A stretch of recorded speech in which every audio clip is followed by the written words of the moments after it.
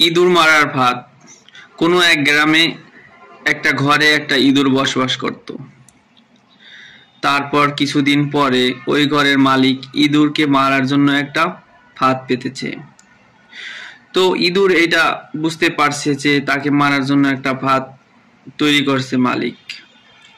তারপরে ইঁদুর চলে গেল প্রথমেই ওই বাসার মুরগির কাছে, যে এই রকম আমাকে মারার জন্য মালিক ফাঁদ পেতেছে, আমাকে সাহায্য করো।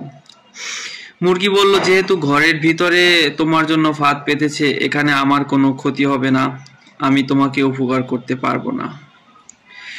তারপরে ইঁদুর নিরাশ হয়ে চলে গেল ওই বাসার ছাগলের কাছে। তার কাছে গিয়ে বলল যে দেখো, আমার জন্য মালিক এরকম ফাঁদ পেতেছে, তুমি আমাকে সাহায্য করো। ছাগল বলল, দেখো, এখানে আমার কোনো ক্ষতি হবে না, যেহেতু ঘরের ভিতরে তোমার জন্য ফাঁদ পেতেছে, আমি তোমাকে সাহায্য করতে পারবো না। তারপরে ইঁদুর চলে গেল ওই বাসার গরুর কাছে, যে দেখো, আমার জন্য মালিক এরকমের বাসার ভিতরে ফাঁদ পেতেছে, তুমি আমাকে সাহায্য করো। গরু বলল, দেখো, যেহেতু ঘরের ভিতরে ফাঁদ পেতেছে, এখানে আমার কোনো ক্ষতি হবে না, সেহেতু আমি তোমাকে সাহায্য করতে পারবো না। তারপরে ইঁদুর নিরাশ হয়ে তার নিজস্ব বাসায় চলে আসলো এবং তার ওইখানের কি অবস্থা। তার কিছুক্ষণ পরে অনেক চেঁচামেচি শব্দ শোনা গেল। মালিক ঢাকনাটা উঠাতেই তার পায়ে কামড় দিল, কারণ ওই ফাঁদে ধরা পড়েছে একটা সাপ। তারপরে মালিক অনেক অসুস্থ হয়ে পড়লো। তারপর তাকে ডাক্তার দেখানোর জন্য ডাক্তার নিয়ে আসা হলো। ডাক্তার বলল, দেখো, তুমি মুরগির স্যুপ খাও, তাহলে তুমি ভালো হয়ে যাবে।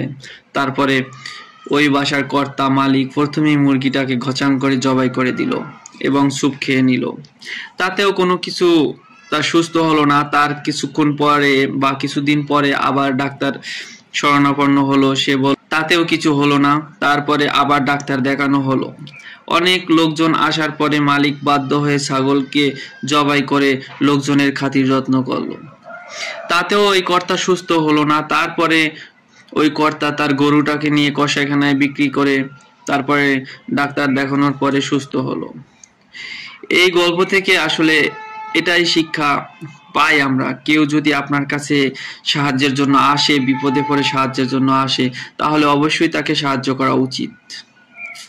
কারণ বিপদ কোন সময় কার উপরে উঠবে আল্লাহ তাআলা ছাড়া কেউ জানে না।